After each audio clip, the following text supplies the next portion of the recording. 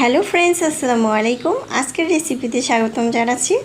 আজকে তো ভীষণ ভীষণ মজাদার একটি ভর্তার রেসিপি নিয়ে চলে আসলাম। দেখতে পাচ্ছেন আম ভর্তা। আমরা কে না পছন্দ করি, সত্যি আম ভর্তা মানে মুখে রস চলে আসে। যাই হোক, আমি তো আমটাকে যখন আমটা একটু নরম নরম হয়েছে তখন একটু আমটাকে ছিলে কুচি করে নিয়েছি। দেখতে পাচ্ছেন অর্ধেকটা গ্রেট করে নিয়েছি আর অর্ধেকটা একটু মোটা করে কেটে নিয়েছি।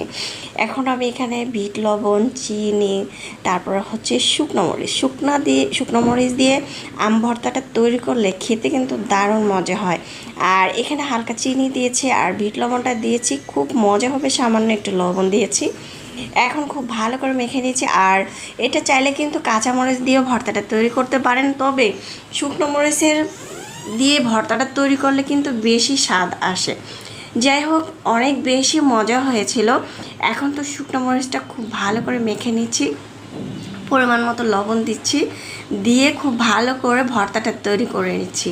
সত্যি এই ভর্তাটা দেখলে মুখে একদম পানি চলে আসে। যাই হোক, আলহামদুলিল্লাহ, আমটা যদি একটু হালকা পাকা হয় তাহলে কিন্তু ভর্তাটা খেতে ভালো লাগে। যাই হোক, আমার কাছে ভীষণ ভালো লাগে। আমি তো আমের সিজন যখন চলে আসে তখন কিন্তু প্রতিদিন দুপুরবেলা একটু ভর্তাটা খেলে কিন্তু মাথাটা একদম মন প্রাণ সব ঠান্ডা হয়ে যায়। আমি সবসময় এভাবে ভর্তাটা তৈরি করার চেষ্টা করি।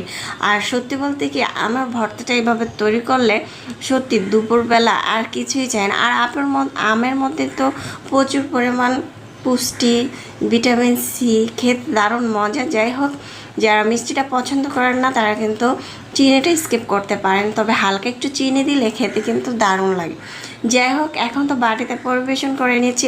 এখানে চাইলে ধনে পাতা অ্যাড করতে পারেন, ধনে পাতাটাও কিন্তু অ্যাড করতে পারেন, খেতে দারুণ লাগবে, খুব সুন্দর ফ্লেভার আসবে। এখন বাটিতে পরিবেশন করে নিয়েছি, এখন সবাই চেটেপুটে খেয়ে নেব। আর আমি তো সব থেকে বেশি খাই, কারণ আমার কাছে অনেক বেশি ভালো লাগে এই আমের ভর্তাটা। আমি টক বেশি পছন্দ করি না, তবে আমের ভর্তা খেতে